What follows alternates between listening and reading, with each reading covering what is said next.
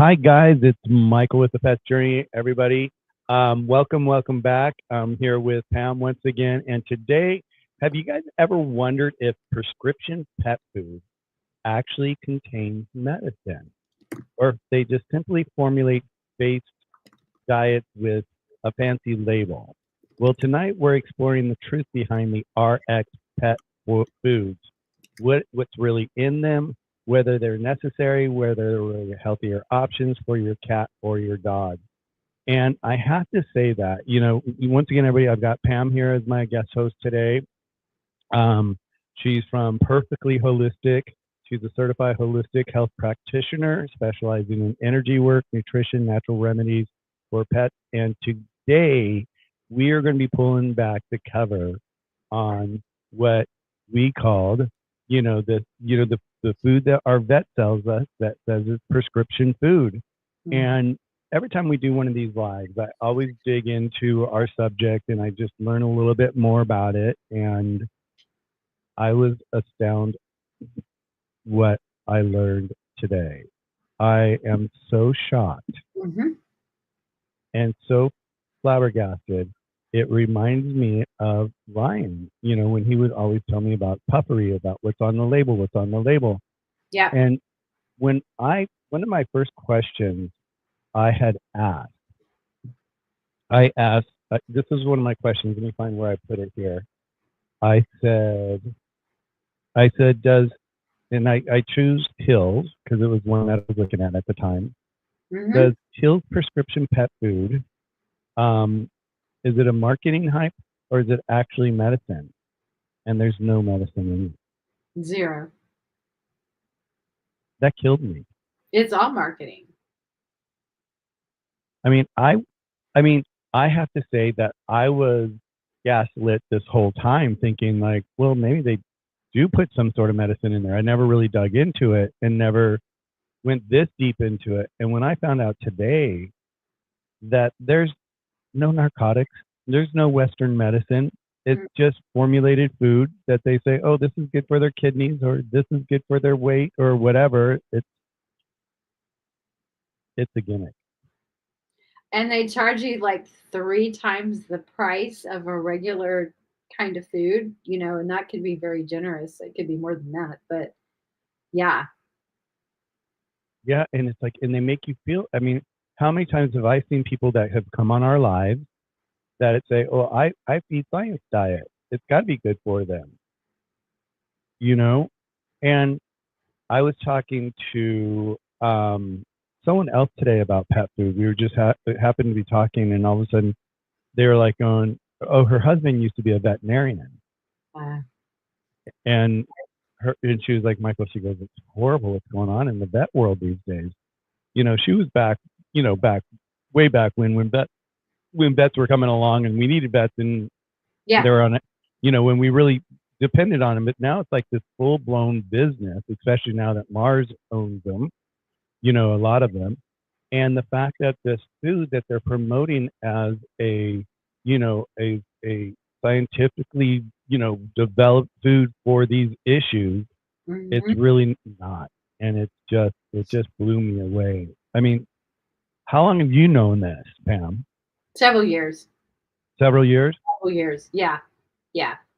Um, when you start to dive into actual ingredients of pet food and you learn what each is and what they contribute to the body, good or bad, and then you look at the veterinary prescription foods, it's no different. You know what I mean? And Purina is actually in a lawsuit right now for marketing claims of prescription pet food because there is no medication and they're requiring a prescription for it when it's not medicinal in any way.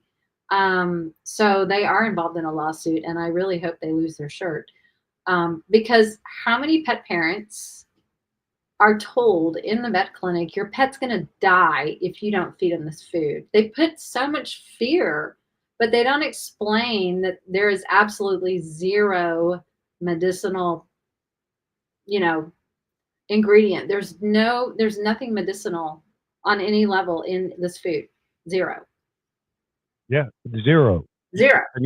I mean, you're saying zero, and I'm sitting here going zero. Yeah, it's zero. It's ridiculous. It's zero. Well, and here's something else. I want everybody to do this because when you deep dive and research something yourself, don't take our word for it, but go look it up yourself. Go online and go to one of the prescription, foods that they sell online for cats and look at the ingredient panel. And then I want you to go pick any grocery store brand of food. And, common brands that you see, Purina, Iams, Friskies, Meow Mix, whatever. Turn the bag around or turn the product, read the label on that product and tell me what is the difference between the prescription ingredients and the grocery store ingredients. That is very eye-opening. People need to understand. One is $10 a bag and one is 50. Wow. Yeah, and it was crazy because I was talking to my friend Jennifer, who I had lunch with today, and when we were talking about this, and she was talking about these people, they have a big dog, they just run to Costco, they get a big bag of kibble, and they think that's the answer, and it saves them money. And I even stopped her. I said, "Wait a second, Jennifer, let's think about this for 1 second. Does it save them money? It doesn't, because what's inside there? It's carcinogenic, a lot of that stuff. And what did they deal with later on in life? I said, you just took your dog to the vet, and you're taking him all the time. And I don't want to know what your vet bill is this last year, but what was your last one? She goes, it was $6,000. And I'm like going, $6,000, and what was it for? Cancer. Yeah. I'm like, okay, so where did you spend your money? Did you spend money on feeding them the best food possible as they were growing up? Or did you feed them kibble, and then all of a sudden now you have all these medical bills? And then I said, well, how much do you think you spent on them last year? She goes, about 50. 50 grand? Yep. How does people afford that? Well, they're of a certain lifestyle. Okay. But the average person wouldn't even be an option, right? Not at all. It's absolutely ridiculous. Ridiculous. Yeah. But when you understand that there's a veterinary model and it's not about healthcare, it's about sick care. When you really pull back the layers and you look behind the curtain, it's about sick care. There's nothing proactive, there's nothing preventative. It's problem, treat a symptom. Problem, treat a symptom. And the food that they push and the vaccines that they push and the flea and tick medications and heartworm stuff that they push creates problems. So they have to keep coming back in for, oh, now they have this issue. Now they have this issue. And they're on this merry-go-round and cycle of problem, symptom, medication, problem, symptom, medication, and they can't get out of it. Yeah, and prescription food is not going to solve your problem. It probably is going to exacerbate the problem long term. Well, yeah, in the long, it was like right here. It says, together we'll pull back the curtain. This is an intro that I didn't finish, but it says, together we'll pull back the curtain on the veterinarian prescribed diets, discuss Purina's ongoing lawsuit, and highlight why many cats and dogs might be better off without prescription dry food. 100%. So here it is. And, everybody in the chat, I want to say hello to everybody in the chat. Thank you again for joining us on Tuesday night. We'd love to be here.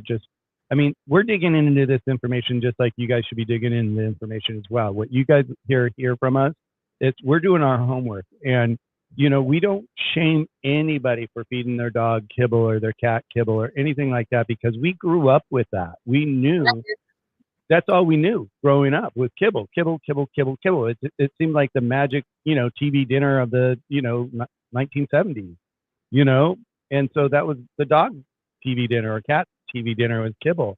But once we now know that we can start to learn about this stuff and really dive into it. Yeah, Lori, we just talked about that. You're saying nothing prescriptive about prescription food. There's nothing. There's nothing. All it is just a balance. It's It, a oh, formulation. It's a it, special formulation. yep, it's a They formulation. claim as a proprietary, it's a proprietary formulation or whatever. Yeah, whatever. Well, and I looked at the formulation, and if you look at their formulations and then you look at the other dog food that's on the shelf, a lot of it's the exact same stuff. It's not Exactly. it's not Exactly. like they're just calling it, oh, liver support. They're calling it, GI support, but it's like it's the same stuff. And when you really start to look at it, yes, Lori, it's all marketing. It's all marketing. And that's why we do this channel. That's why we are here, to be able to share this information for you guys to be able to download it for your pets, but also we're making you members without you guys knowing it. We want you to go out and spread this information with the people that that love pets, so they know too, because they may not know. Mhm. They may not be listening to a channel like ours. Most people don't. They trust. We have grown up in a society where we put a lot of weight on titles and education and the letters by your name, what school you went to, and it's no different walking into a vet clinic. They have a white coat with their little name on it and all the letters beside it. So we think, okay, well, they've spent hundreds of thousands of dollars to go to medical school and they've learned all this information, and that's fine and well, but at the end of the day, they're trained in sick care. Yeah. It's not about health care unless you have an integrative, holistic, proactive wellness veterinarian who is learning on their own, paying out of their own pocket to go study something beyond vet school and learn different things and different modalities of healing and different philosophies of wellness and things like that. And it's on them to go do those things. And a lot of times some of these vets are just so overworked. They are stuck in a system. They don't have time to go learn something new, because it takes a commitment and it takes money and it takes time to go. Maybe you have to travel, maybe you just have to they have to sacrifice something in order to go learn how to But do better, how to do different. yeah, and Don't we all? they need to have that passion. They've got, it's like they had the passion to go to vet school to be able to help dogs and cats, Yeah, and they're ill and all that. great. But they also need to have that passion of the nutritional side of it, and how do we keep them healthy? I mean, once again, we go back to my formulas, which are all Eastern Chinese medicine, and they've been using these formulas for thousands and thousands of years because they work and they keep the pets healthy, they keep themselves healthy. Yeah, And we don't live in that society where, we were born and raised into that, demographic of like, let's keep you healthy rather than wait till you get sick to fix you. yeah. Another thing that's real important about understanding the labels on these prescription diets is you have to understand that if there's a difference between food grade and feed grade materials, like raw materials that go into pet food. The food grade materials are foods that you and I would eat ourselves. So it's the quality of human grade type food that we would buy in the grocery store. It's been inspected, it's been passed for human consumption. So it is something that is non-toxic. It doesn't have the potential for harmful medications in it, for pathogens, and things like that. So what they call the difference is feed grade, which is your typical pet food. It's feed. That's where the whole livestock feed comes from. It is made from like the rendered ingredients that are in like any kind of a meat meal type of situation. It's from 4D meats. It's dead, dying, disabled, or diseased animals. So they could have tumors on their body, they could be roadkill, they could be euthanized pets, they could be a cow that died in a field 3 days ago, and they are hauling all these animals, these carcasses off to rendering plants and putting them into pet food. That is feed grade. And the FDA thinks it's okay to put 4D meats, those types of sources, into pet food.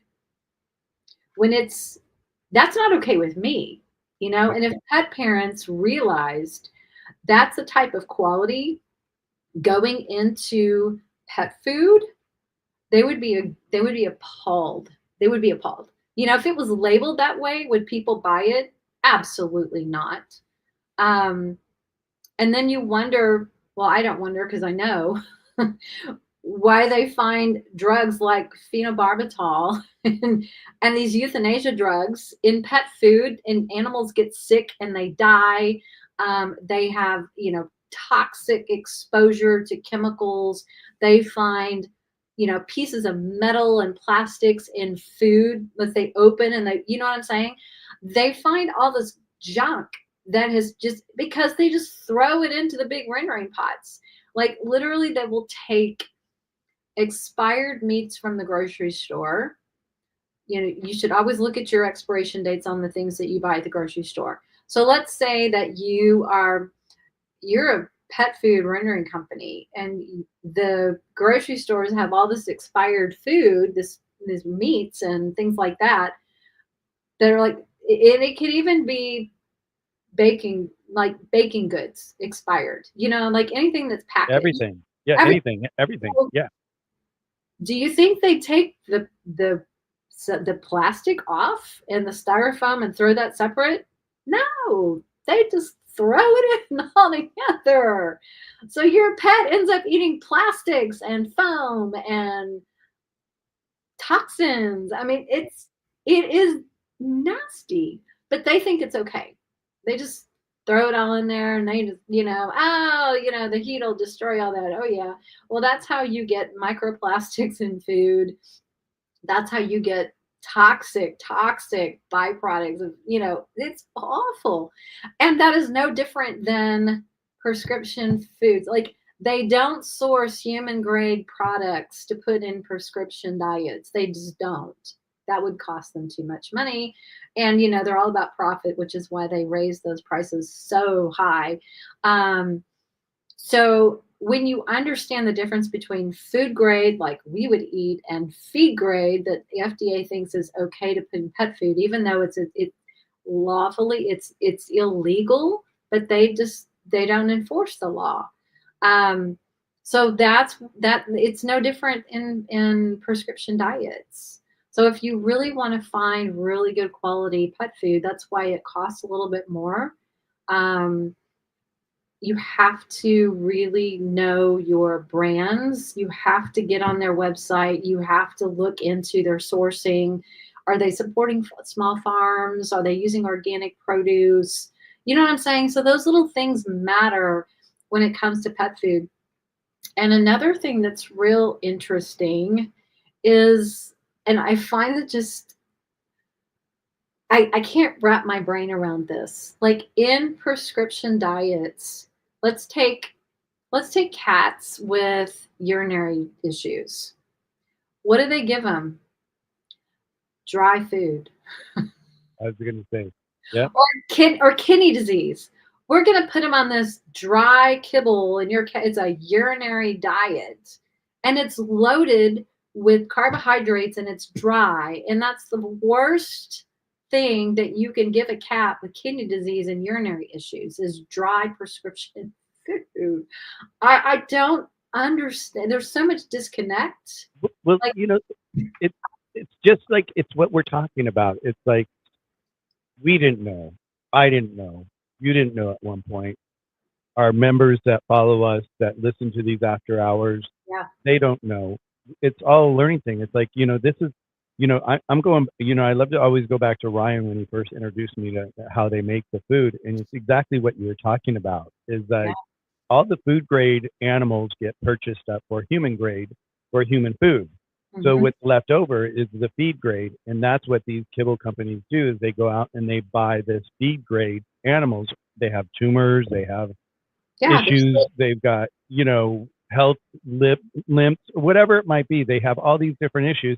And then, he said that they'll put them into a big container, and in that container they'll get the bacteria, they'll get the fungus, they'll get the bugs, they'll get the diseases and all that. And what do? They turn around, they take them out, they dip them in a chemical that's Mhm. carcinogenic that sticks into the meat at the same time, pull it out, kills all that bacteria, puts it in line with the rest of the feed grade, and then they make the kibble.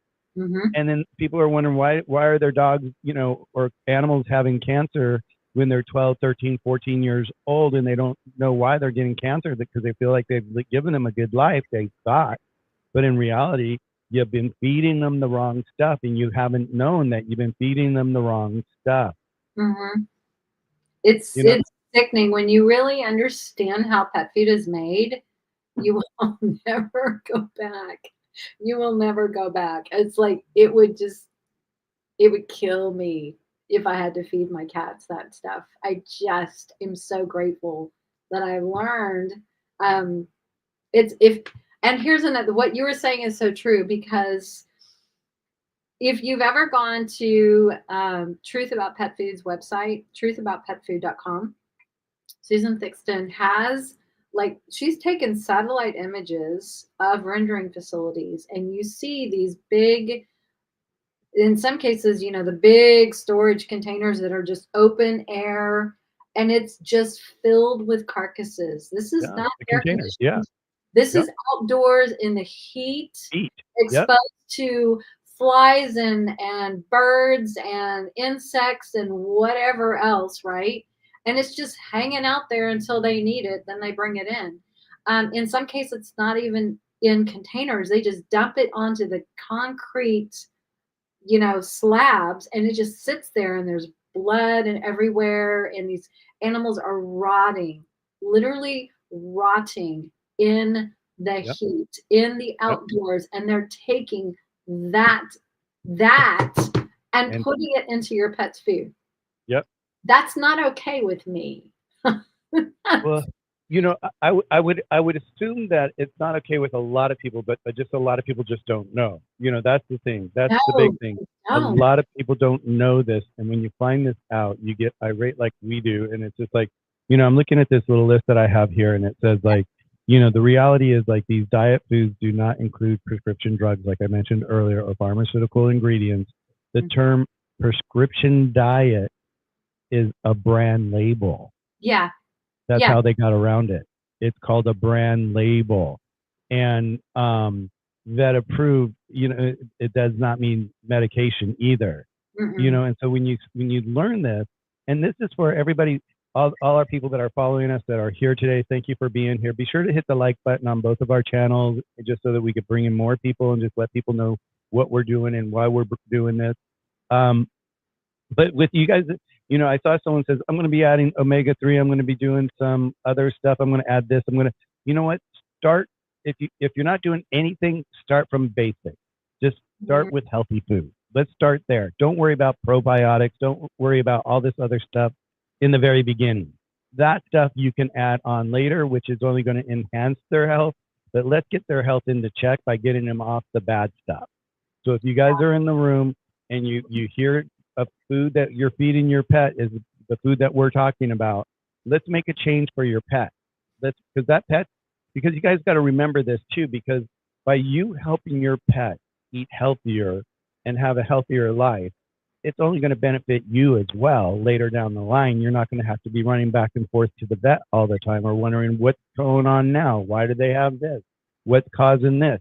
If you feed them the cleanest, healthiest food you can now, you're going to be saving yourself a lot of headaches and you're going to be able to spend more quality time with them in the future. Yes. Um, would you like to? This is another thing that I don't think a whole lot of people know, but I wanted to. teach you guys a little insider trick today. Yes. Regarding the just any pet food really that especially that's dry. Um, but let's talk since we're talking about prescription foods, let's use those for example. If you look at the guaranteed analysis on the package, that will show you how much protein is in there, how much moisture, how much fat, things like that. It's like the big macro things. But guess what they don't list on that guaranteed analysis? They don't list the carbohydrates. Right. Now that's required on human products. If you read the backside of any human product, you're going to have fats, carbs, and proteins as listed, and they'll break down other things as well. But they don't put it on pet food. But their rule has changed apparently, and they have like what 2 more years I think before they have to start putting that on the labels. Um, but this is how you can determine how much carbohydrate is in your cat's food, whether it's a wet food product, but obviously that's going to be a lot less, but the dry food especially. So what you could would y'all like to know? I mean, I'm just throwing it out there, but I think it's pretty cool if you want to like learn this little trick. You take the number 100 to represent 100%. Okay, and you look at the percentage of protein on the guaranteed analysis, find the percentage of moisture, find the percentage of fat. And you're also going to look for ash. There's always an ash. And if they don't list ash, the average is about 6%. So you can just throw that in. So we take 100% and you subtract the percentage of protein minus the percentage of moisture, minus the percentage of fat and ash. And that number that you come down to is going to be what's left over, and that is your carbohydrate percentage. So it's an interesting exercise if you wanted to just start practicing and be aware of, well, I can figure out how much carb is in that food. And typically, dry food, especially even prescription food, is like 30 to 50+% of carbs, which is we know that is not a carnivore diet Right. at, at all. Our cats can't live on carbohydrates; they need protein. Um, and some of the prescription diets will use things like corn, because corn has a percentage of protein. They use different things that have a small percentage, but they throw a lot of these grain products in their foods a lot. Their special proprietary formulations. But it doesn't make sense for carnivores to eat that food. I mean, Well, yeah, it's too many carbohydrates and there's nothing special about it. well, it's the least expensive thing to throw in there. Yeah, Usually it's like, they would rather spend the money on cheap ingredients than go buy more meat to put in it. yep, yep, I have a whole exactly. story on a whole, specific line of, not a line, but a specific prescription food we'll talk about in a minute. Yeah. I wanted you to go to this question here. What's your thoughts on raw versus cooked? What's your thought? You know what? Raw is going to have the most nutritional, like fresh enzymes. It's going to have, let's be real, the less processed, the more bioavailable something is that the body can utilize. So there's gently cooked, which is still very nutritious, and it doesn't get rid of all of the enzymes if it's cooked at a very low temperature for a very short period of time. But it starts it starts breaking down the food a little bit for some cats that it's easier on their digestion. Maybe they have, illness or some late stage kidney failure, things. Older cats sometimes do better on a gently cooked diet, but we don't want to go super, super high heat for very long temperatures. So, like your fresh is the best. So, that would be your raw, and then your gently cooked. Um, Another thing that people don't realize is that canned foods actually have so many advanced glycation end products, which are metabolic byproducts of high heat for fats and proteins. That it's just a react. It's a cooking process, right? So if any of you know anything about cooking, when you when you put a steak on the grill and it gets that black char, on it that kind of adds a little flavor to it, that is that's advanced glycation end product. That is a metabolic byprocess of heating the proteins with the fats together. But that in itself it's carcinogenic. They have Yeah. found that it is damaging to our bodies. Well, it's no different from the cats. So they cook these canned foods probably 3 or 4 times. I mean, they've gone through heating processes, not once, but multiple times. So they are just as a natural process of cooking, they do end up having these advanced glycation end products that contribute to inflammation in the body and that are carcinogenic. So we even that, it makes it hard because not every person can do raw or gently cooked foods. But at the end of the day, a wet food diet is going to be much better than a dry food diet just because of moisture for cats. So you just got to do the best you can with what you got, right? Well, and that's it. Like we always talk baby steps. You guys, let's Yeah. walk into this baby steps. You're new to this. Let's make it baby steps that you walk into this. Let's give your pet a better diet. Just baby steps. Don't be like a crazy person like me where all of a sudden you look in my kitchen and all of a sudden I got all this stuff to make all this food and all of a sudden it's way too much. Just baby steps. Starts with baby steps. I wanted to pull up this other question that I think Karma asked or someone else asked. I think Yep. Here's something that most people don't understand. What do cats in the wild eat? anything, Do they go to everything. the store? Do they go to the store and buy canned cat food? Do they buy kibble? No. They eat prey, which is raw food. It's at room temperature, body temperature, right? Um, Cats, number one, their digestive tracts are really short, and they have such high acidic levels in their tummy that are used to they're biologically designed to break down, you know, very things that they eat and pass it through their body really, really quick. So they're used to eating things that have fats or bacteria in it, and they don't really get affected by that unless they are like in a weekend, they're very sick or something. It can be harder on their immune system or whatever. But in general, cats can tolerate bacteria like salmonella. Um, because of the high acidic levels in their digestive tract. And it doesn't take long. I mean, if you've ever fed your cat, it's like minutes they're eating and the next minute they're in the box pooping. You know what I mean? So Yeah. Yep. it doesn't stay in their bodies as long as it does ours.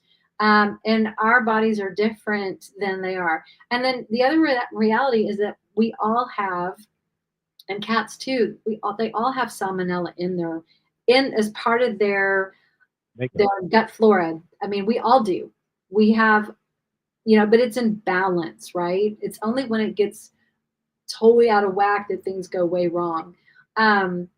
Cats are really smart though. Not like dogs. Dogs just about eat anything, right?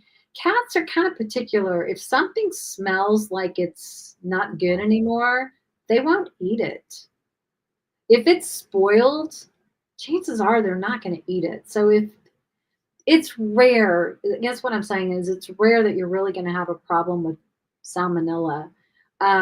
Now, there are a lot of recalls for pet food for salmonella, but you know what kind it is?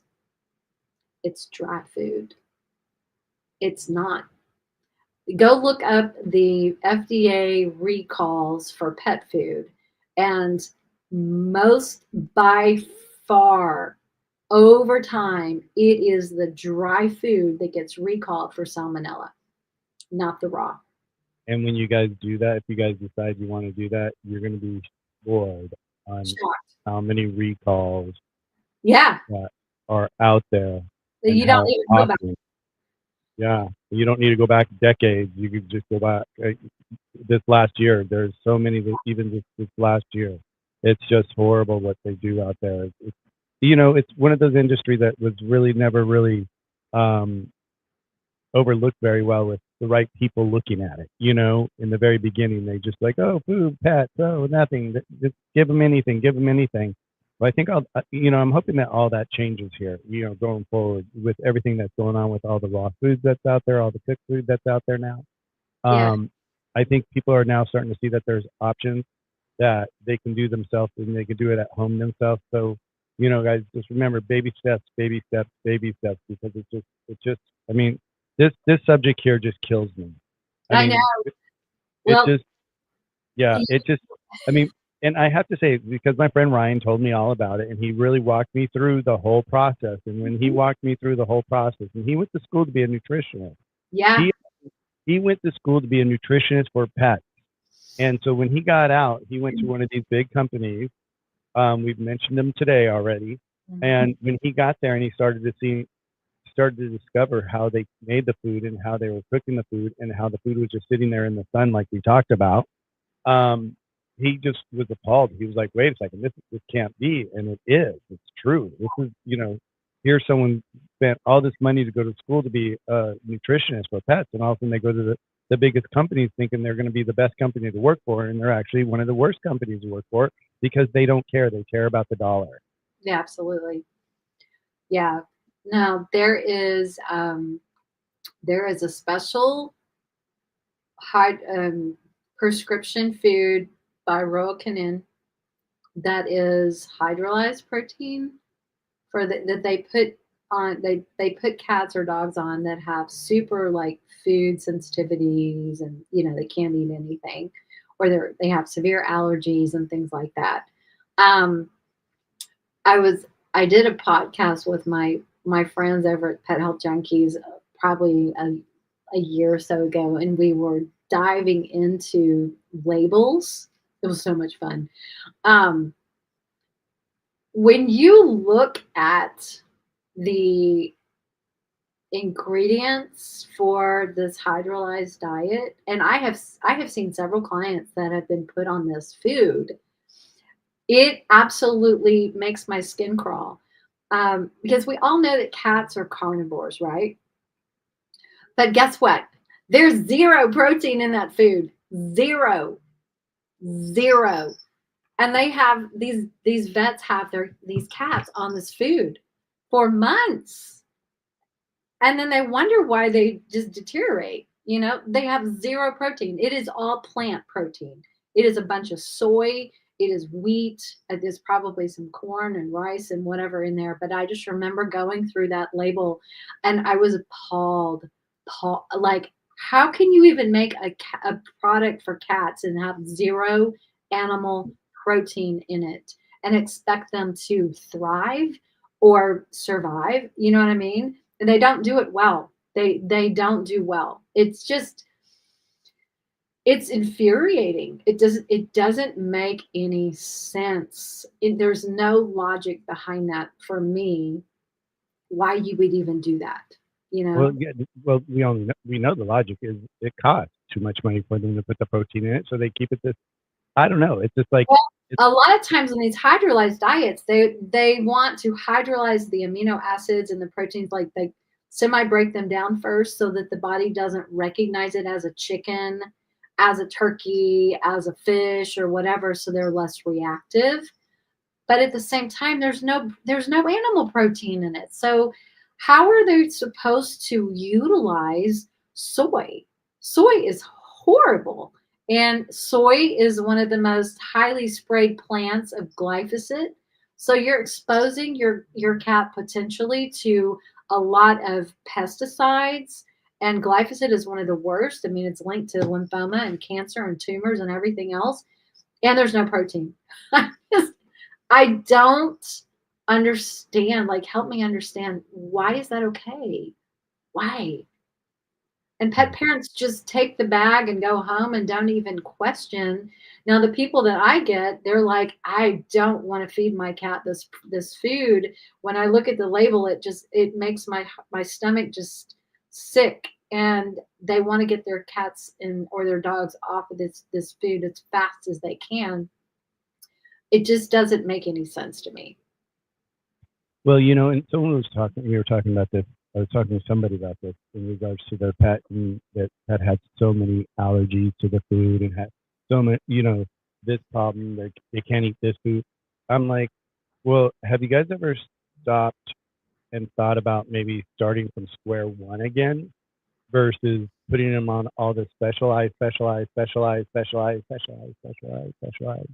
food that by the time you go up here, this is so little specialized food that's just going to work for them. And maybe if you go back to the basics and Mhm. start over with real food, maybe they're not going to have all these issues that are going to be causing all this eating the specialized food that's really not even really specialized food. Right. Yeah, I would go back to a fresh, limited ingredient diet. And if, for some people who can do the food sensitivity testing, there's testing kits that you can order online. They send it to your house, and you send in the fur sample or the saliva sample or both, and they can run their tests and tell you what your cat is sensitive to or highly reactive to, even if it's not a protein that they've eaten. It looks at how the gut would react to that particular substance. And if it's a high reactivity, even though your cat hasn't had it before, you don't want to feed it. Um, it's very interesting, but that can be very helpful if you want to narrow down like what are the triggers? Like what is setting my cat's immune system or my cat's digestive system off the rails? So you just have to I just tell people be smarter about how you address these kinds of issues, especially when it comes to foods. If you're really struggling with foods, work with an integrative vet like Dr. Katie Whitley, who has a gut health program that's phenomenal, and she's turning around these cases for pets that are struggling with so many gut health issues. Um, so yeah, do you want to answer the, you want to go on to Yeah, this question here? I just did this. So, Lori, I just put into comments. You'll see it there. We did a live on all different natural flea remedies. So I just posted that in the chat so you can see it. So check out that because there's so much information out there that you don't have to go with chemicals. Yeah. So yeah, so check that out and give those a try, okay, Lori? And then also last week and the week before, we had Jenny on here, and she has a cat that's very, he's in his golden years and he's got a lot of things going on. So she's really dug deep into this, and so her information's on in the description on those lives, so you can actually find her information as well because her cat could not do chemicals at all. It just gave him, was it seizures too? Or what he had issues, something So like that. he's very allergic to the flea bites, the flea toxins Okay. that bite him, and he's very reactive to that. So yeah, it's the toxins. Yeah. If your dog has seizures, there's obviously an imbalance there, and that's something that's affecting the brain, something neurological.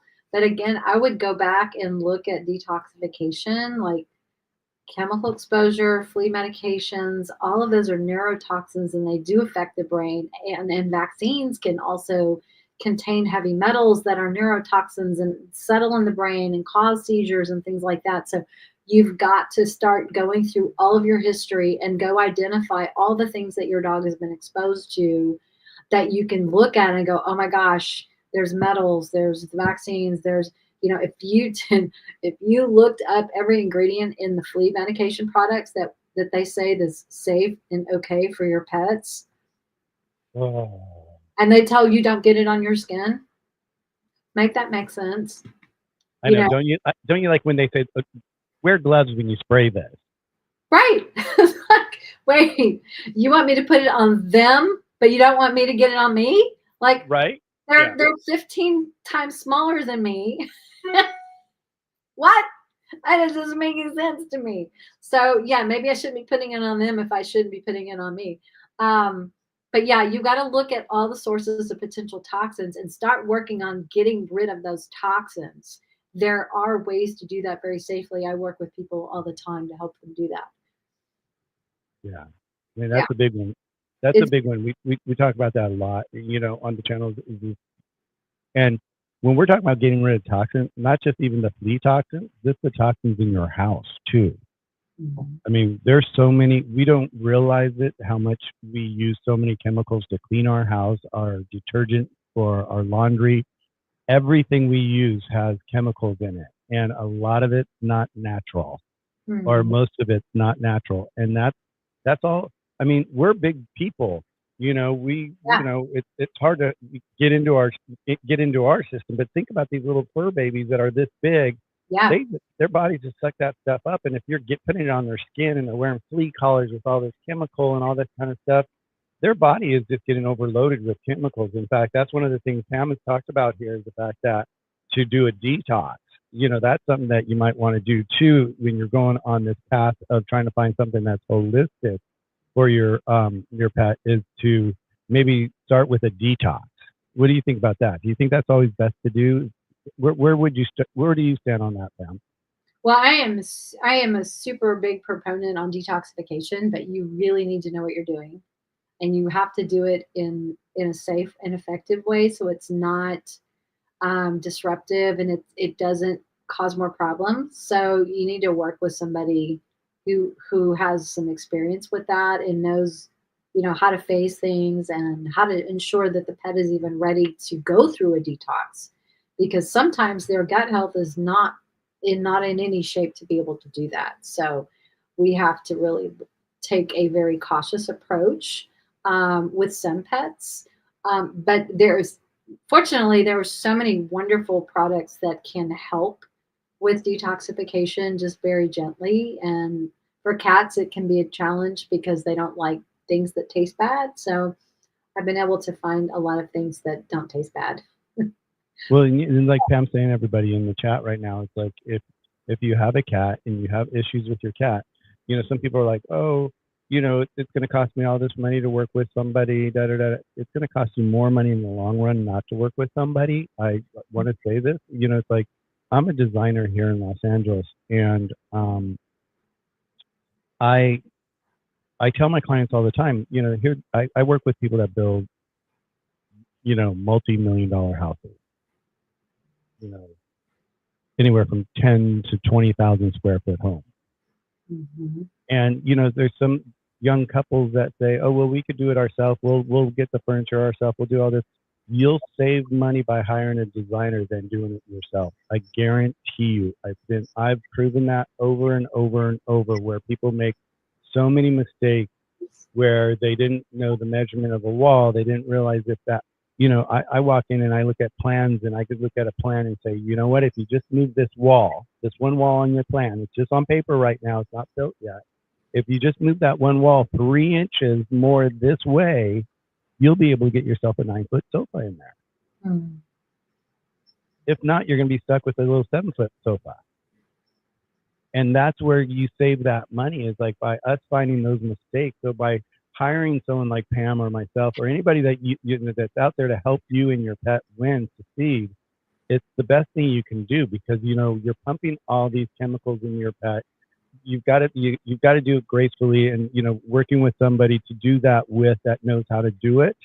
I say spend the money. You're not gonna regret it in the long run. You're gonna be happy that you did it, because one, you're doing it the right way. Two, you're on your way to a better health for your pet. Yeah. And you will probably only buy what you need instead of everything that everybody says you need. Right. Yeah. Instead of going on Amazon going, oh, detox my pet. I need one of those. I need one of those. I need Yeah, one of those. you may not need all that. Yeah. So it just helps you streamline the whole process Yeah. Yeah. for sure. What you doing, Breeze? Um, What you doing? so everybody, if you guys are just joining us right now, where we started today is just like really the myth behind, the pharmacy, your vet selling you prescription diet food out there. It's not prescription. There's no medical additives to those foods. It's just a name, a brand name that they're saying. So the food that you can make at home, the food that you can find by working with somebody, is going to be much healthier than what you're going to find even at the vet. Another common thing that people don't really understand on that label of the prescription food, and this is very common with a lot of brands, is they use synthetic vitamins and minerals because they're cheaper. Um, and so sometimes those can be like those choices can be toxic. Just there is a difference between certain types of synthetic products that are acceptable in pet food. Um, Sometimes they even use stuff that really is not. And it's shocking that, you know, that still gets passed. But yeah, so just keep in mind synthetic ingredients are going to be used in those products. So they're synthetic vitamins and minerals are not really fully recognized by the body. So they don't get utilized the same way because the body's like, what is this? There's maybe a part of that has a receptor, but then, in the cells or whatever, but it's not going to work as good as something that's a natural organic vitamin or like, for example, a food source instead of something made in a laboratory. That would Yep. be Yep. that would be much, much better for your body and for your pet's body because it's more recognizable in that particular form versus something formulated in a laboratory. So there's a difference between the vitamins you buy at Walgreens and the vitamins at a really reputable company, right? Food source versus synthetic. That's also very important. There was something else I was going to say. Oh, one of the things that most people don't really know is, they'll say, oh, this food contains carrots and blueberries and cranberries and all of this on their label. When you look at the label, the cranberries obviously are not in the first five ingredients. There is something called the salt divider on a pet food label. So if you're going through all these, the long list of ingredients and you see salt, anything past salt is less than 1% in that product. How much benefit do you think less than 1% a blueberry would provide in that food? Or a cranberry, that might be like one cranberry. But they put it in there so they can show it on a label and make it look like it's more appealing to us as pet parents, thinking, oh, well, it's got blueberries and it's got cranberries in it and it's got carrots and it's got kale and it's whatever else. But look at where that is on that list. And if it is past salt, it is less than 1%. Yeah, Brian mentioned that before, and I totally forgot about that. It's like there is that marking point, and salt, Yeah. is that marking point where anything above it, you got a good chance of having some of that in there, but Yeah. anything below it, It's kiss like, your butt goodbye. yeah, Yeah, it's really not providing much of a benefit. yeah, and I want to go back to that synthetic thing that you're talking about because that so many people get so fooled by that. They're just thinking, oh, synthetic vitamins. There's no such thing as I mean, there's vitamins are not synthetic. Vitamins are vitamins. When they come up in these labs and they're like, well, this acts like vitamin D, so we're going to call it a synthetic vitamin D. You guys know synthetic. It's not the same thing. It's like I mentioned this last week. I had Dr. Judy Morgan on, last Mhm. month, and we were talking, and it really pivoted my husband and I to really start shopping around the edge of the store. We do this, we all cycle through this stuff. You guys in the chat, you guys do this, we do this. Everybody does this where we get on these kicks and we want to be healthier with ourselves. We want to be we want to buy wiser for ourselves, and we end up going on these kicks. And so we're on one of those kicks right now. Thank you, Dr. Judy Morgan. I love her. I know. Well, it's funny because it's like we're like even like we found these wild frozen blueberries, and they were like these mini frozen blueberries, right? And they're like, and it says 2 times the oxidant on the bag, right? And I'm like, well, what makes it 2 times the oxidant? So I flip over the bag, and I was quite surprised because what was in there was just blueberries, Mm. frozen blueberries. It's probably where they were grown. The soil. Yeah, it's where they're grown, and it doesn't have all that extra added stuff that's taken away from the antioxidants, you know? So Yeah. it's like, so the fact that it's so natural and it's like almost 100% natural, that's why it's got more, you know, antioxidants is because it's full of antioxidants because that's all it is.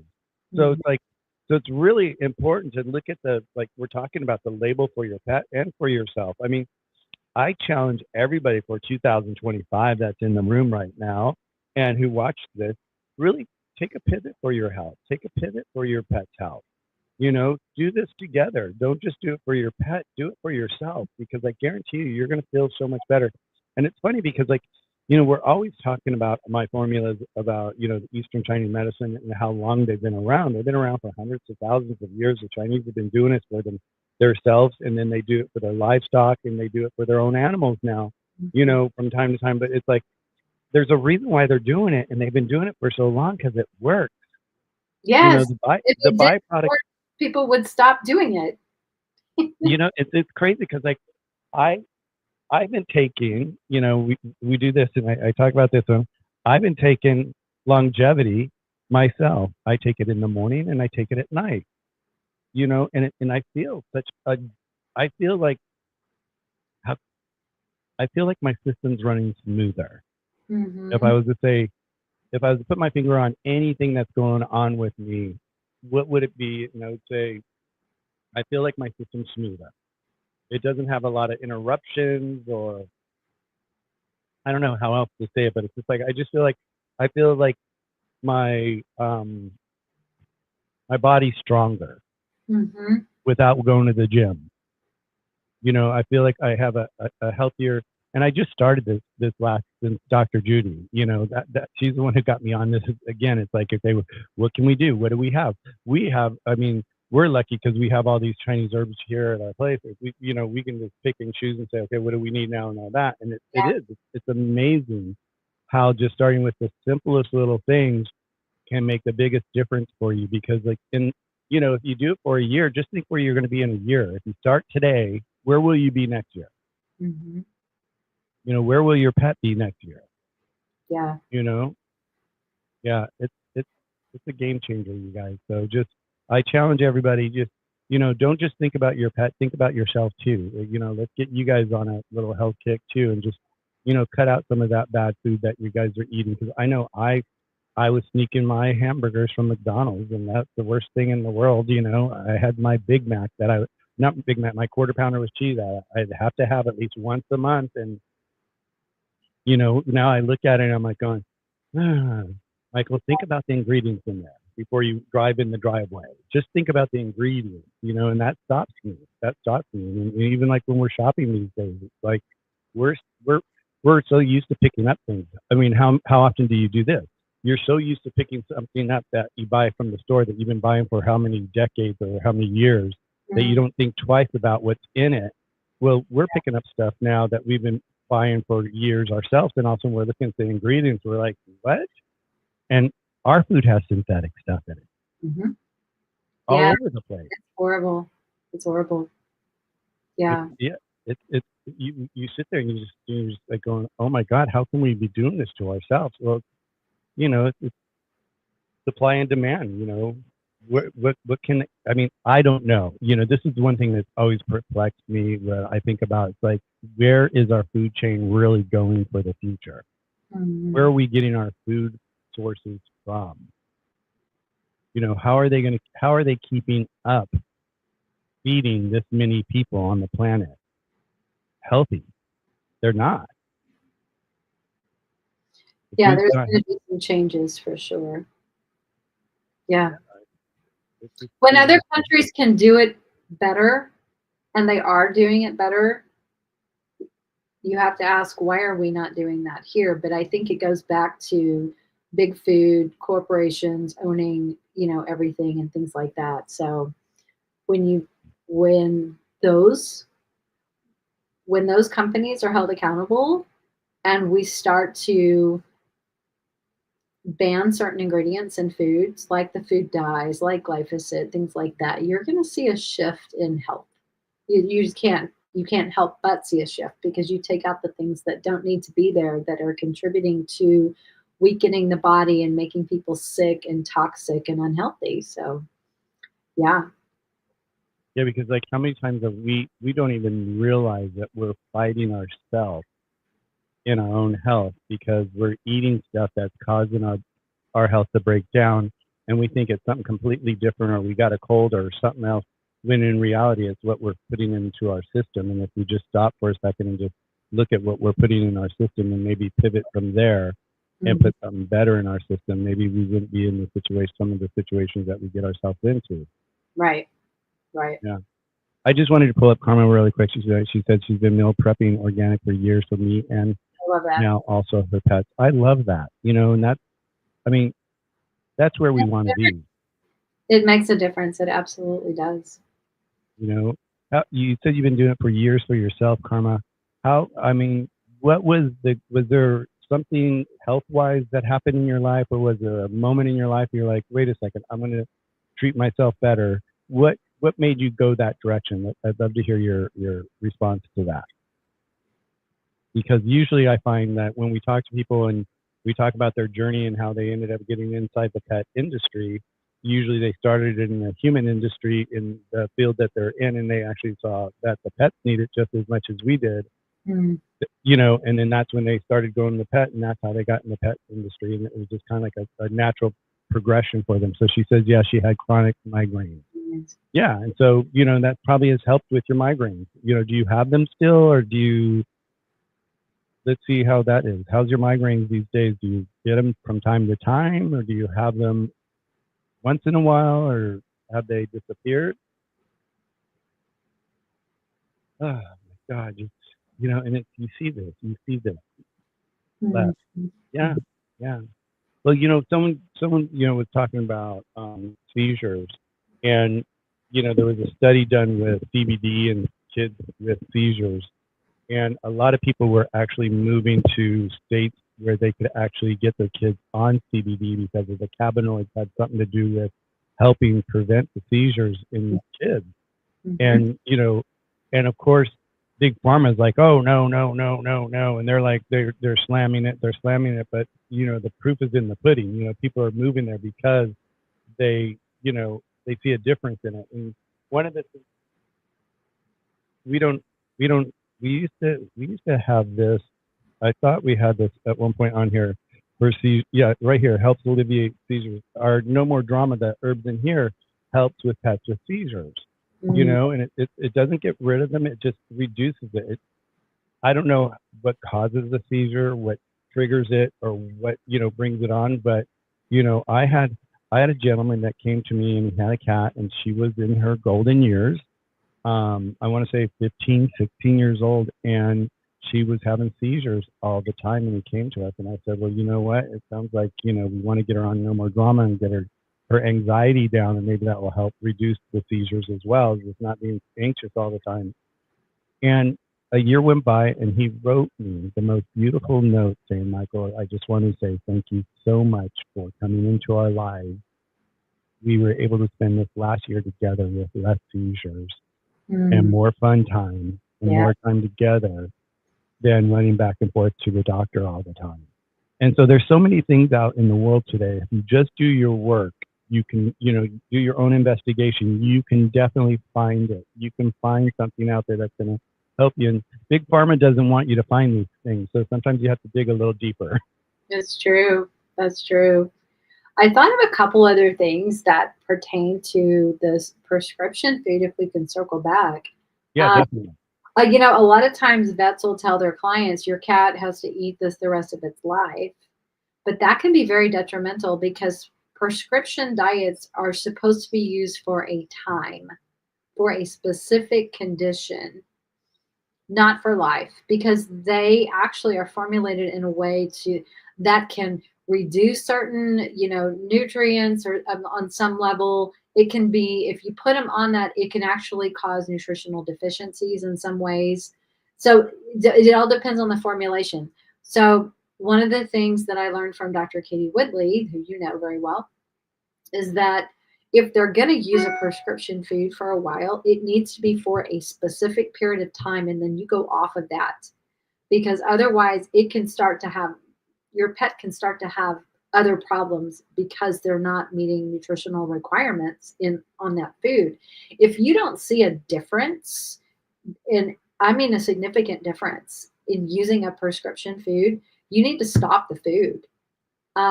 It should be changing, it should be reversing a condition. And if it's not, it is not the answer. Just say, you know what, we're not doing that. We're going to go a different route. I wanted to also tell people that there is now a a um, a holistic alternative using whole foods. It's by Medicus, and Dr. Chris Besant with Herbsmith is the genius behind this. She formulated her own veterinary diet using whole food ingredients. So it's formulated for like cats with diabetes and cats with urinary or kidney issues, and I think there's digestion and something else. But she actually uses real food. There's no synthetics. It's real, you know, like fruits, vegetables, proteins, fats, things like that, that are formulated in a way to support whatever health issue. And it's actually a great alternative. So if the vet says, you know, your cat needs to be on this urinary diet, say, I'm going to go use Medicus, which is made with whole ingredients, real food, instead of all this crap that they put in their prescription stuff with these other brands. And you can get great results, you know. And again, it's for a specific period of time, it is not for life. And I think that's something that we need to remember. Just like when we go to the doctor, if we have an infection or something, we are taking maybe an antibiotic for 7 to 10 days, not for life. It's for a short period of time, and then you need to reevaluate how you're doing. You know, it's not just, don't let them talk you into being on something forever. Yeah. Yeah, that's one of my goals right now is like, I look in my medicine cabinet and I feel like I'm a pharmacy. I'm like, oh my God, what happened here? How did I get here? And I was injured last year, so it's like I've been dealing with a lot of that kind of medicine, but it's like I'm doing everything to get myself off of that medicine. In fact, even like we talked last week about energy, I've been Mhm. really focusing on the energy of my hip just to like really kind of like take the attention off of it. And Mhm. there's been good days, there's been bad days, but and I could see where that energy is changing it, by me saying, okay, let's look at it like this instead of like this, and just putting better energy around it. It seems like it's actually helping. I did want to go back to Amanda's comment here. She goes, yeah, for me, cancer diagnosis flipped the switch for me, and sugar, poison, broccoli, medicine. And that's so true. Serge and I, we're talking about that right now. It's like, he has a yeast infection in his system, and so he's fighting it with our yeast formula, and it's done better than anything that he's gotten off the market, off the shelf at CVS or anything like that, and it's doing really well for him. But one of the things that he's doing now, which is really cute, is every time he looks at something, the first thing he looks at it, he looks at it like sugar. Like, Mhm. is that full of sugar? If that's full of sugar, I don't even want to touch it. I mean, like I got the oil change on our car the other day, and it was right across the street from a donut shop. Whoa, donuts! And so I went across there, and I, thought I'd buy myself one and just sit there and wait for the car to be done. And sure enough, they talked me into just at least getting six. Just get a half dozen. You don't need to buy a whole dozen. Just get a half a dozen. And I brought home half a dozen, and all of a sudden, Serge is like, we need to throw these away. This is just sugar. And it's true. It's just sugar. And that stuff is horrible for our system. Yeah, So, Amanda, yeah, I hear you right there with that sugar. It's like, that is poison. Sugar is poison. it is Um, inflammatory. It is very inflammatory, absolutely. Here she's asking, you talked about a holistic doctor's link I information. just put it in the chat over here. It's medicusveterinary.diets.com. That one right there, right? Mhm. It's the Beautiful. link is actually below, but yes, that's the name of the brand. And you can go straight to their website and look and see what they have. Yeah, there's so many people out there. I mean, we're lucky today. We are really lucky today because we live in a world where people are conscious. you Yeah, know, it's most growing. people, most people are, we'll say, but they're conscious of like what they're feeding themselves, what they're feeding their pets, and so Mm. there's so much information out there now that we get to do our own homework now and actually and learn so much about this. Like, like what I did today is learn about, the word prescription food for vets. And when I found out everything I found out today about it, I was just like, it's like a scam. That's how I walked away from it. I'm like, this is nothing but a big scam again. Another, you know, they're not selling anything else in their thing but this prescription food. Who Well, and came the up? reason that is because they get 3 hours of nutrition in vet school, and it's taught to them by these prescription food for pets companies. It's taught by Hills, it's taught by Purina, probably Royal Canin, so it's taught by them to teach them how to use those foods for whatever ailment they're trying to whack 'em all, right? Well, That's and I was the nutrition that they get in vet school. That's it. right. And the school's not even having to pay for them to come teach them because they're teaching Probably them for not. free, right? Probably So they're getting free not. education, Yeah, right? and they're given these free pet food by these companies in vet school, so they're buying their allegiance before they even get out of vet school. So guess what they're gonna offer when they open their clinic or they go to work in a clinic? They're gonna sell the food that was given to them in vet school that they learned about how to use, So, it's I call that a conflict of interest, but that's just me. Well, you would think that it is a conflict of interest, but it's like you said, they go to school to learn how to take care of the the health of the pet if they're injured or whatever's going on with it, and Yep, they're not really there to learn about nutrition. So they're yeah, just going off what they're being told. And once again, we were talking about this last week about the paradigm that you live in. mhm, What paradigm are you coming from? What paradigm are you living in, or you come from with pet food? Let's talk about that paradigm. Are you coming from a family that was kibble, kibble, kibble the whole thing? Of course, you're going to say kibble because that's what you grew up with. But guess what? You get to change that paradigm now. mhm. You get to choose to make a difference in your pet's life. And what's really beautiful about doing that, you guys, is like if you right now at your age, and I'm assuming that most people here around are probably younger than myself, but close to, um, you get to make that paradigm for yourself. And by you doing that for yourself, I guarantee your kids are going to pick that up, Mhm. and they're going to say, wow, if mom's doing this. I mean, you guys have to see this picture. I was showing this today. These are pictures. I get pictures like this all the time from you guys, um, saying, how their fur baby's doing. And where is it? I have to find this. It's so, so, so cute.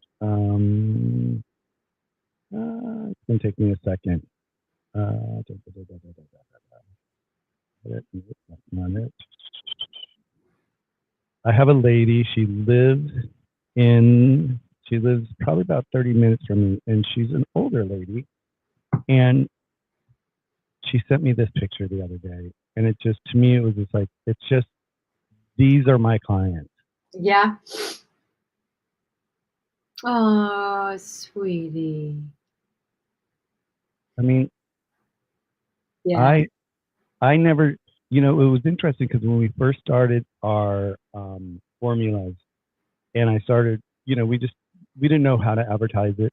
It's a Mhm. big breakthrough. We're breaking through a paradigm of thinking for people because people have never thought Eastern medicine for pets. What? They short circuit when they think about it sometimes. And so, we were in Palm Springs because it's not too far from us, and we were there and we were, visiting with the pet store. And so we would always bring like travel sizes and hand them out to people for their pets that were walking their pets and tell them about our program and all that. And at first, we found in Palm Springs, I don't know how much you know about Palm Springs, but it's usually an older demographic. Mhm. It's like the snowbirds go there during the winter in Canada or wherever, so they get out of that coldness, and so they're an older demographic. So at first, we were getting a lot of like doors shut on us. I was like going, "Wow, don't you want the best for your pet? Oh, kibble's fine for me. That has been working years, and it's been, and but now it's like I don't know what's happened in this last year, but like I want to say she's in her late. This lady here's in her late 70s, early 80s. This Mhm. lady that I just showed you, and that's Trixie. It's with her. Um, but I have so many of these ladies now that they call me once in a while, and they're like, "Okay, so she's doing so good now, doing this. What should we do next? And how can I want to home cook? I want to learn how to home cook." And I send them a video. I send them to a website or something like that, and it's so beautiful to see how they're changing their paradigm because they have 80 years of paradigm there that they're changing right now with their pets Yeah. and changing the food and changing the way they're doing their health, their wellness and all that. And it's working for them and they see it. And I like the stories I get is so beautiful. And it's like part of that, I was sharing with my client today at lunch and we were talking about, our pets have a time frame. Like we have a time frame. We're here for a certain period of time and then we transition. So do our pets. Unfortunately, our pets go a lot quicker than we do, most of the time. But you look at this and you see her and her dog looks like she's in her golden years too. So they're trudging buddies now. And so I'm hoping she's treating herself as good as she's treating her dogs now. But Mhm. it's just so beautiful to see these people that their pets mean so much to them. So why not give them the best that they can give them? And I kind of lost where I was going, but I think I came back. But I do that from time to time. But anyway, so um, okay, what do we have here? Do we have any other thing that we want to answer real quick? You see any questions here? I don't see any other questions. I see a lot of great comments, but I don't see any. Yeah.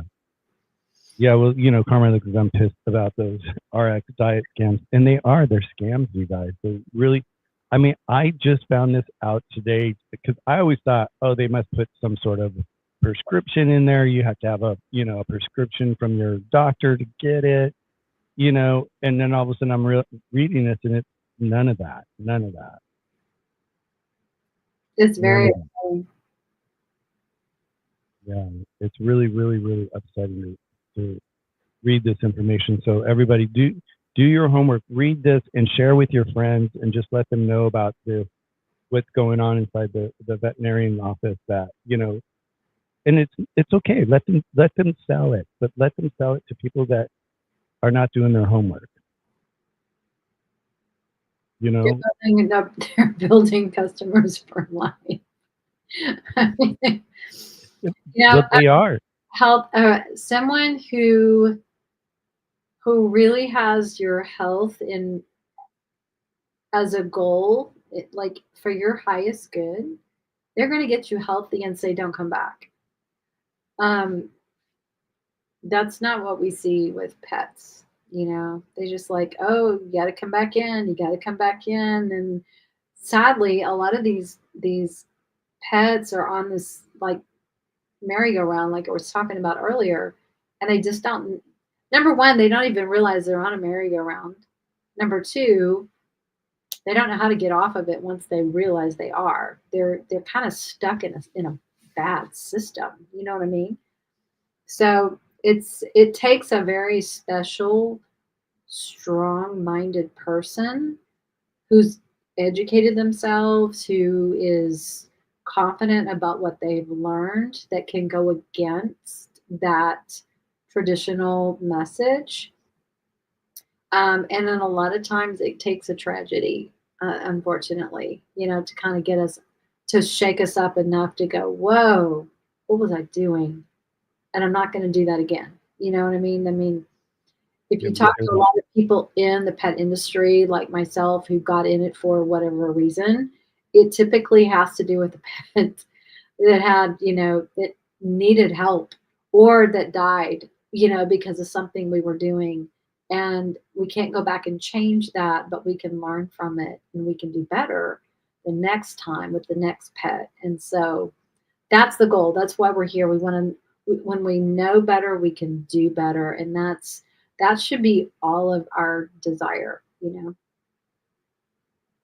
well, that's why we do what we're doing here, is to be able to bring this knowledge to people and let people, start to, do their own research and figure out. So do you find people come to you with this situation saying, you know what, I've heard you speak before, I've listened to your YouTube, I want to make a difference in my pet's life. I don't know where to begin. Do you walk them through that? Yeah, I mean, we do. Basically that's why I have my YouTube channel. I have so much content on there. That's a big can of worms to unpack. So instead of overwhelming people, I just say, you know what, start on the YouTube channel and just start going through videos and watch all those interviews on different topics that kind of jump out at you, and you'll learn something. But you can't eat. It's like the expression, you can only eat an elephant one bite at a time. It can be overwhelming at first, so don't overwhelm yourself. Just dive in. So if your cat is struggling with digestive issues, just go watch videos that, like, I have on my channel. Go watch Dr. Katie Woodley's videos. Go watch Dr. Odette Suter's videos. There's so much great free content out there that can help you start that learning process. And it's just baby steps, like you said, you know.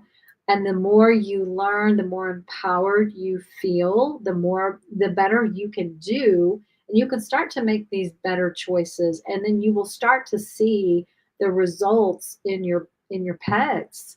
And that's the icing on the cake, right? When we see the difference that making these changes is doing, that motivates you to even more to keep learning. It's a never ending cycle as we keep learning, because there's always more to learn, and there's always more new information, new studies, new products, new testing kits, new technology coming out that helps us move that needle. So it's always progressing, you know. They say in life, you're growing or you're dying. Is that the expression? It's like you're never, if you're standing still, you're dying. If so we're either moving forward or we're moving backwards. So you have to decide which direction you want to go. Don't get stuck in the back, don't look back. Always just look forward. Just keep going forward.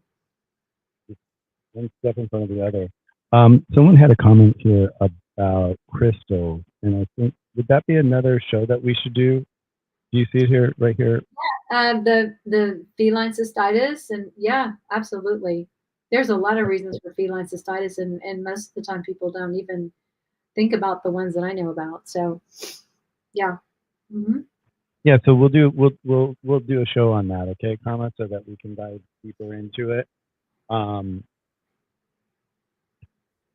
oh my God, I just, today's been a whirlwind for me. Just, I found myself. Do you do this, Pam? I found myself, once I started reading one article, I went to the next article, and then I went to the next article, and I was like going, and they're all kind of still pointing the finger back at, it's all full of BS, Hmm. and I'm like, why haven't they stopped yet? Why isn't it governed? I know that they keep saying that they want to start governing this stuff better. What's your take on that? Do you think they'll ever really do that? Or do you think it's just, they're just gaslighting us, just thinking that they're going to do better, but they really don't want to do better because they're making enough money just doing what they're doing right now, as far as like the foods that are out there and the quality of the food? Are you talking about the vets or the companies that make food? I'm talking like the vets are participating in the companies that are making the food. Mhm. They're playing into it, saying, "Oh yeah, we've got these science meals for you to buy." But what's your thought about that? Do you Well, think we're moving into a direction where we're going to actually have more insight on this going forward, and people are going to be more responsible in what they're doing with our foods for our pets? yes, because we're already seeing a shift. Like, one of the fastest growing segments of the pet food market is gently cooked foods. That was unheard of 5 years ago. More and more people are learning about the benefits of fresh feeding. We call it fresh feeding, not necessarily raw feeding. Um, so as people learn, this is all consumer driven. So pet food manufacturers are trying to meet consumer demand. That's what it's always been about. Um, Even brands like Purina are trying to jump in on this bandwagon with gently cooked formulations and things like that. So, do I trust them? No, But maybe they're trying to do better because they see a demand in consumers. Great. That's awesome. Um, I think again, it's all about consumer demand. And when we make our voices loud enough, these brands stop and pay attention. Um, we have to hold them accountable Yeah. because I don't think we can expect pet food regulation to always hold them accountable. We've seen that in the past. I don't trust FDA. Um, I don't trust AFCO. I think it's big food, right? It's really about protecting the big brands of big pet food. It's about feed grade. That's all it is. I don't trust them either. So if I can't trust those kinds of companies, regulation, whatever, that means I have to know my shit so Yeah. that I can do better for my cats. And if that means I need to home cook or prepare my own, diets following a balanced recipe, then that's what I have to do. If I can find really good brands that support the things that I think are important, that have good quality food, then I'm going to do that. So you might have to do a blend of things depending on what you have available. But again, we can take that into our hands, but we have to do it responsibly and we have to be informed. We have to be educated on how to do that. But luckily, there's so many resources available now to us that weren't available even 5 years ago. So, yes, I think the demand is going to change, or the demand is going to inflict the change, if that makes sense. So, Interesting. And I would even add on to that is because people are now starting to demand this and these companies are starting to step up, we think, but do we trust them? I agree. I don't no, know if I trust them, prove but them, you know? it's a good thing for us to do is like when we get their when we get their food, look at that label. It's supposed to be good now. Let's see where's salt on here. What's below salt, right? What's in Or it? what's in it. Let's see what's really, is it once again puffery? Are they just pretending that this is going to be, you know, good, healthy food? Or are they just using puffery just as another sales gimmick because they know that that's what we're screaming for? So Yeah. we have to do a check and balance on those people as well. Well, and here's another thing that I've seen just in the recent months. Um, the work that Robert F. Kennedy Jr. is doing, bringing, exposing information, bringing it to light that has been suppressed for decades by big pharma, by big food. Like there's people like me that have kind of been in the know and found out about how toxic food dyes are, for example, years ago, 20 years almost. I've known about that, but the general public does not. The general public doesn't know that there's red dye 40 in their foods, or, yellow 5 or whatever, and they don't know how toxic food dyes are, for example. As people are finding these out and these things are being banned in human food, they're going to stop and make that connection eventually, like, well, why the hell is this still in my dog's food? Or why is this in my cat's food? If it's not in my food anymore because of XYZ reasons, it shouldn't be in their food. So I think it's just a matter of time before we have that trickle down effect. And Right. you're going to see the same focus of whatever is going to be removed from the human food space and the human food industry, as this is not acceptable anymore. It's just going to have a trickle down effect into pet food because people love their pets just like their kids. They will spend money on them, money that they don't even have. They'll spend it on them because they just love them, right? They're family. So if it's important enough for their own health, they eventually make the connection. And again, I think it just goes back to awareness. They don't know what they don't know. Um, and so, we keep seeing little wins like this, and the exposure of Monsanto and glyphosate, that's finally being put into the public sphere. A lot of people have known about that, but I would say the vast majority don't even know what glyphosate is, and they don't even know where it's hiding in their food. Um, so little things like that. I think we're going through this great awakening, and it is a consciousness. It's an expansion of consciousness. It is the greatest time to be alive because we are going to be seeing so much good change in the next few years. It's going to blow our minds. And society, I mean, humanity, not society, humanity is raising their consciousness and we are moving to a different level. And that comes with that, the stuff that doesn't fit falls away and everything that does fit rises. So I think it's just going to be like a byproduct of all of that. Well, and I think, I just thought of this while you were saying this, is the fact that because we are putting that demand out there and we do want better, is like, when I asked that question about how are they going to be able to produce enough food for us? Well, how they can produce enough food for us is get rid of all the shit in the food, and then they can actually have healthy food that you don't have to eat a gallon of it to have the nutrition out of an ounce of it, if that Well, makes sense. I think also we have been lied to about the potential of growing enough food. There is more than enough farmland and land on this planet to support the amount of people that live on this planet. So that we have been perpetuated a lie for years saying the population is too great, we can't support it. No, that's BS. They've been suppressing and, you know, consolidating again, it's all marketing and it's all about the dollar. It's all about profit and greed.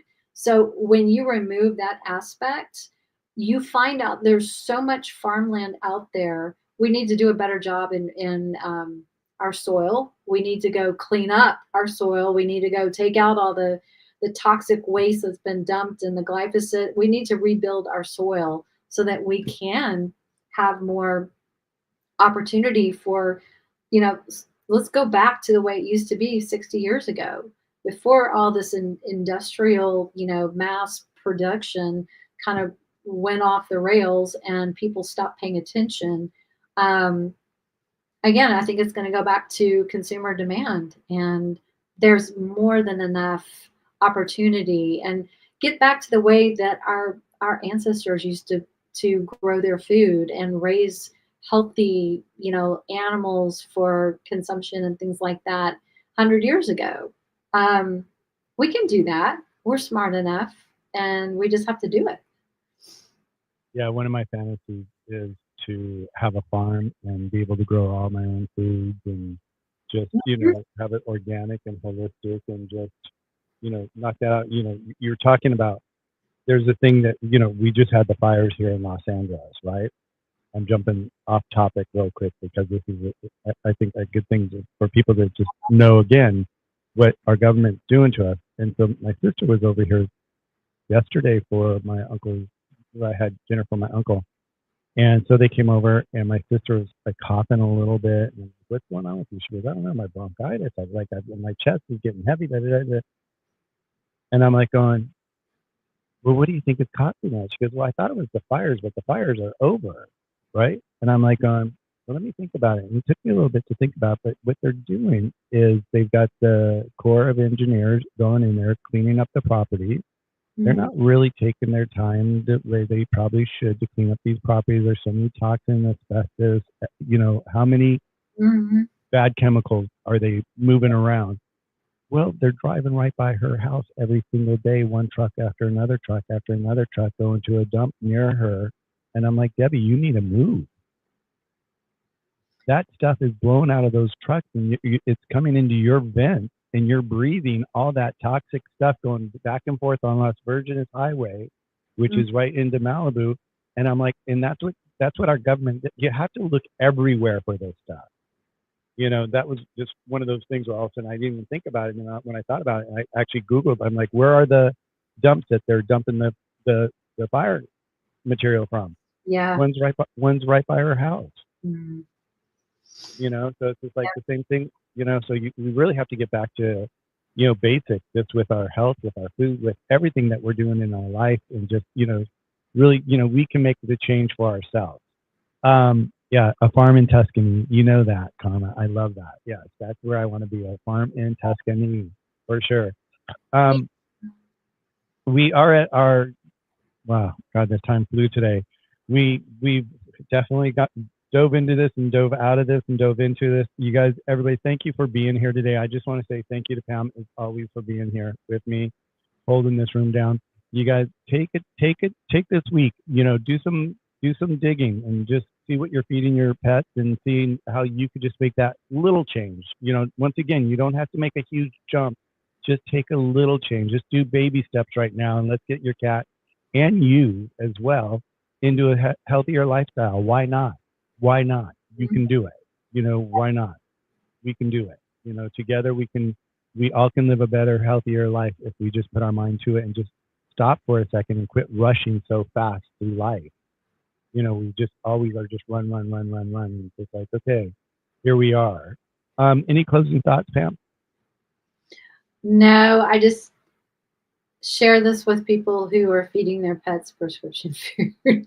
I know, right? They don't know, but they don't know. And that was me, and that was you. So it's just a matter of bringing it into their awareness. And once you know better, you can do better. Well, that's what I learned today. Is like I had no idea prescription food was not prescription food until today. Yeah.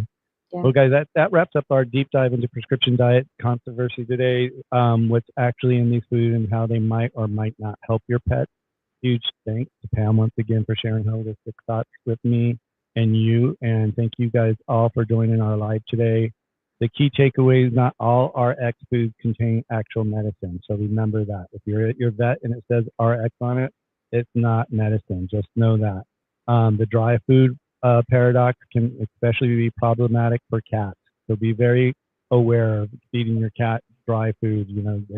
They need that moisture from their food. It's one of the main sources where they get their moisture.